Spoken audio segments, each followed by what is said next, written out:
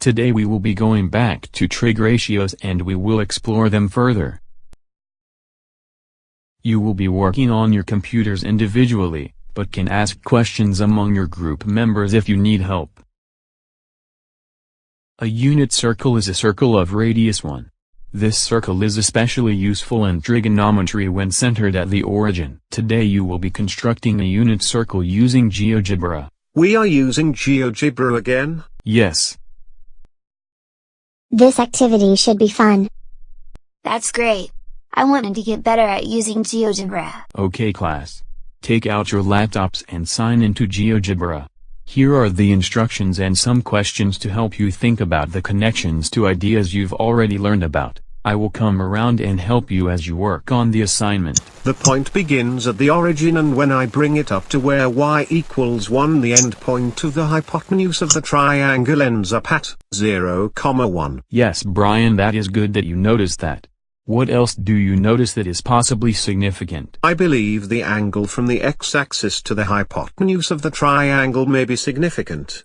The displayed 1.57 radians is the same as pi over 2. In fact, now that you ask that, I see that this angular value is the same as the x part of the coordinates of the point not on the circle. Also the y value of 1 is the same as the y part of the coordinates of the end point of the hypotenuse. That's great that you notice that Brian.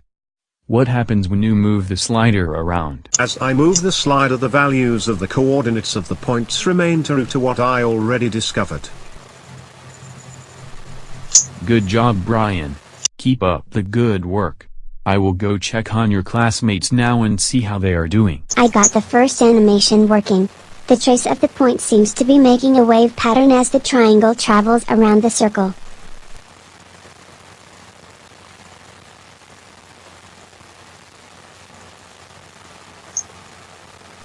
What else do you notice about the triangle as compared to the trace point? The absolute value of the y part of the trace point seems to always be the same as the height of the triangle. As a result, the value of the wave doesn't go above 1 or below -1 since the circle has a radius of 1 and is centered at the origin. What function do you think the trace wave represents? I believe it must be a sine wave since the y part of the trace point was defined as the sine of the central angle of the circle. Good job Ivy.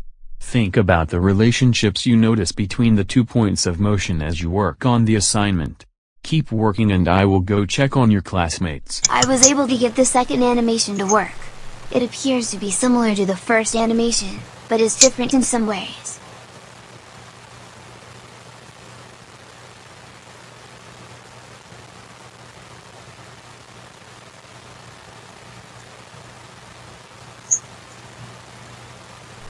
What have you noticed is different about the wave, Justin? When the angle is 0, the wave begins at a y value of 1 rather than 0 like the last wave. Good job Justin. What do you notice about the length of the wave? The entire length of the wave is the same as the last wave with a length of 2 pi radians. This length is also the same as the maximum central angle of the circle.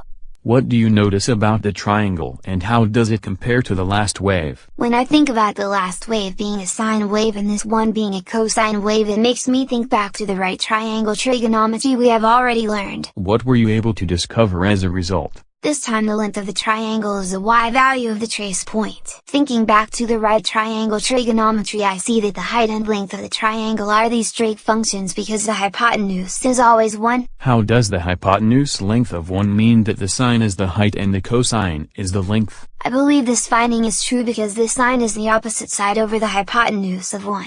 The cosine is the adjacent side over the hypotenuse of 1. Good job Justin. Now prepare to present your findings to the class. We will soon be having a class discussion. After you all prepare, now we will be having our class discussion. You will each present your findings in the order we discussed. Brian, you will be the first to present.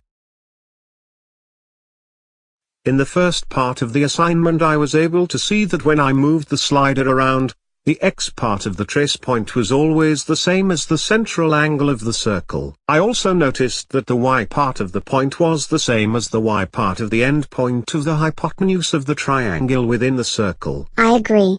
I noticed that as well. What do you all believe would be the power of what you discovered here? I think if we had an angle we could find the sine or cosine of it depending on which we were looking for. Explain how you could do that using our GeoGebra file. We would set the trace point to sine or cosine as the y part and then move the slider to the angle we wanted. The y value would be the answer. Good job, Paul. That brings us to the next subject. What did you discover, Ivy? I was able to get the first animation working so I could see that the trace of the endpoint formed a sine wave. I also discovered that the wave was bounded at y equals -1 to 1. I didn't notice that. Did you figure out the significance? This fact was because the hypotenuse of the triangle or radius of the circle was always 1. Wow. That brings us to what Justin discovered. Building upon what Ivy found, by examining the cosine wave from the second animation, I was able to figure something out. I am eager to hear what it was. I found that the height and length of the triangle were the sine and cosine of the angle respectively because the hypotenuse was always 1. Why do you think this, Justin? I think this because I remember that the sine of an angle is the opposite side over the hypotenuse and the cosine is the adjacent side over the hypotenuse. Thank you, Justin.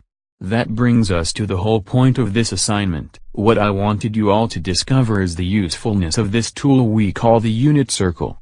Not only can we calculate the sine or cosine of an angle with a graph or some technology, by simply having a unit circle or memorizing one, you can quickly discover many key angles' sine and cosine values. You will be using this circle much both in this class and in more advanced classes in the future. For homework, you will write an essay about all the relationships we discovered through the task and discussion today. You are dismissed now.